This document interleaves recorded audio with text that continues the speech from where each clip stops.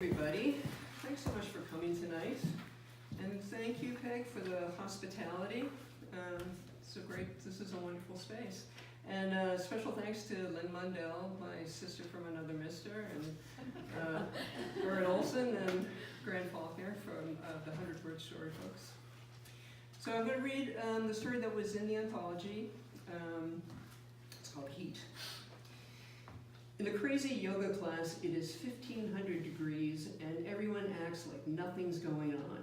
Everyone moves through yoga postures glistening like they've been dipped in Vaseline because it's 1500 degrees in the room, but no one lets on that it's out of the ordinary. When the class is small, the teacher gives instruction and walks around helping students make adjustments. When she came to help me as I struggled with a posture, she asked me if I had any injuries. Well, I said, I had a really difficult childhood. Remember to breathe, she offered. Keep breathing.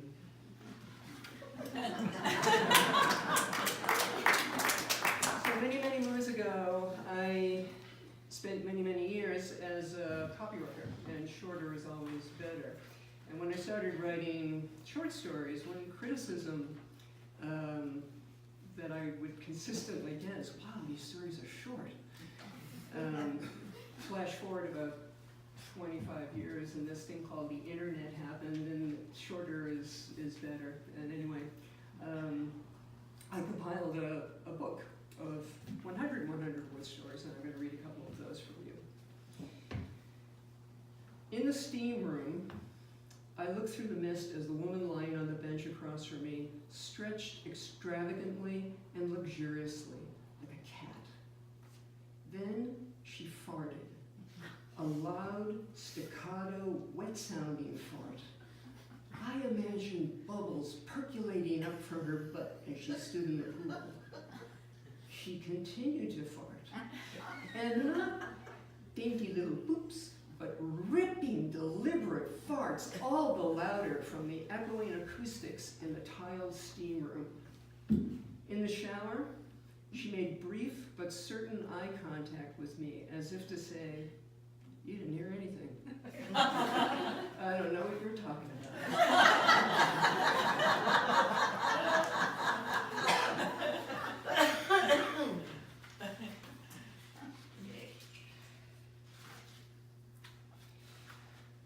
I have made Neurosis the cornerstone of my work.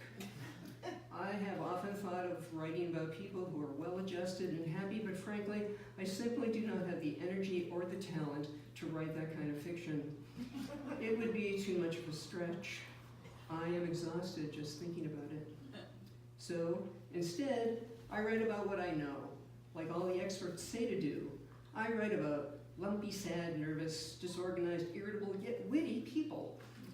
Actually, I don't do that at all. I write about whatever comes out. It's the best I can do. Very good. So I'm going to read a slightly longer story, and actually coincidentally, I thought this was serendipitous.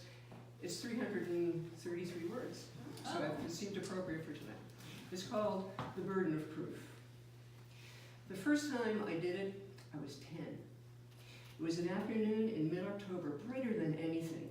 The leaves had all turned and were starting to drop, but most still hung from the trees, screaming red and yellow everywhere you looked. I was walking home from school with my little brother Chucky, who was 7, and a neighbor boy, Michael, who was my age. I didn't know Michael very well, but he lived close by, and we walked home the same route. Chucky had found a soda can and stomped on it so it fit around his foot. He wore it like a shoe and came limping and clomping behind Michael and me. The clomping was a good noise, and it gave us a reason for not talking.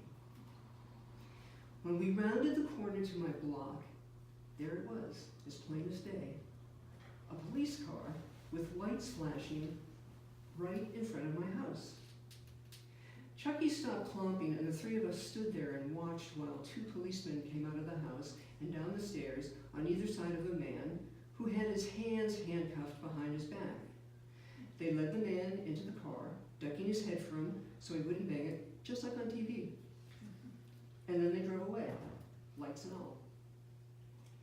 We stood in silence and watched the blue lights flashing under the red and yellow leaves until they disappeared. "Wasn't that your father?" Michael said. I looked at Chucky, but he wouldn't look at me. He just stood lopsided, looked at the ground and said nothing. I took a deep breath.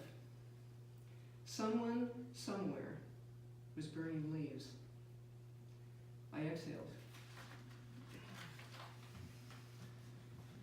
"No," I said, and that was that.